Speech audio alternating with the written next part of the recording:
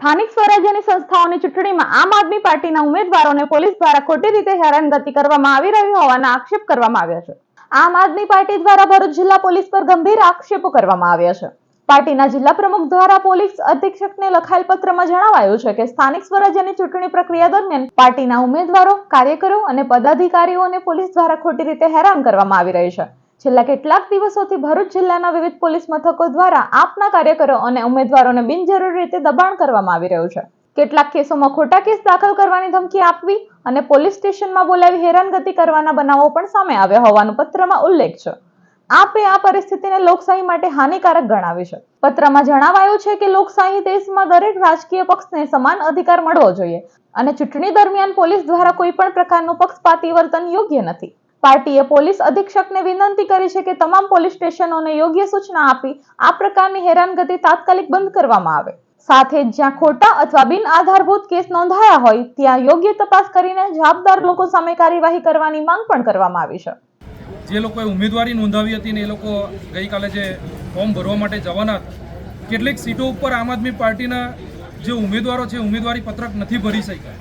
એની પાછળનું કારણ આ ભારતીય જનતા પાર્ટી એ પોલીસને આગળ રાખી, ભરૂચ જિલ્લા પોલીસને આગળ રાખી અલગ અલગ જગ્યાએ અમારા ઉમેદવારોને ડરાવવા ધમકાવવાનું જે કાવતરું કર્યું છે એ ખૂબ નિંદનીય બાબત છે। લોકશાહીનો પર્વ જ્યારે ઉજવી રહ્યા હોય અને જ્યારે સંવિધાનને હાથમાં રાખી અને જ્યારે કસમો ખાધી હોય ત્યારે આ નેતાઓ જ્યારે પોલીસને આગળ રાખી અને આમ આદમી પાર્ટીને એટલે કે જે ઉમેદવારો છે ઉમેદવારોના નામાંકન કરવા માટે ના જવા માટે ભલભલી એ લોકોએ કાવતરા કરી દીધા છે। ત્યારે અત્યારે ગઈકાલે જે ફોર્મ ભરાઈ ગયા, જેટલા પણ ઉમેદવારોના અમારા ફોર્મ ભરાયા, આ તમામ ઉમેદવારોના ફોર્મ ભરાયા પછી પણ હવે એ લોકોના ફોર્મ પાછા કેવી રીતે ખેંચાવાય અને કેવી રીતે ડરાવી ધમકાવીને રખાય, એ લોકો પ્રચારમાં ન નીકળી શકે એના માટેના પણ હજી પણ પોલીસ દ્વારા કાવતરા ચાલુ છે। ત્યારે તાજેતરમાં જ અત્યારે સવારમાં જ અમારા જાડેશ્વર જિલ્લા પંચાયતના ઉમેદવાર રાજુભાઈ વસાવા એમના ઘર પાસે પોલીસ જઈને બેસી રહે છે। અમારા અંડાળા જિલ્લા પંચાયતના ઉમેદવાર અરુણભાઈ વસાવા એમના ઘર પાસે પોલીસ આંટા ફેરા મારે છે, એમની ગાડી રસ્તામાં રોકી અને એમને પૂછપરછ કરે છે। અમારા સુરેશભાઈ અંડાળા જિલ્લા પંચાયતમાંથી વિસ્તારમાંથી આવે છે, એમના ઘર પાસે એમના પોલીસવાળા એમના ઘરે જાય છે, એમના મા બાપને પૂછે છે કે ભાઈ તમારો દીકરો શું કરે છે, દારૂનો ધંધો કરે છે, તમારો દીકરો આમ આદમી પાર્ટીમાં જોડાયેલો છે।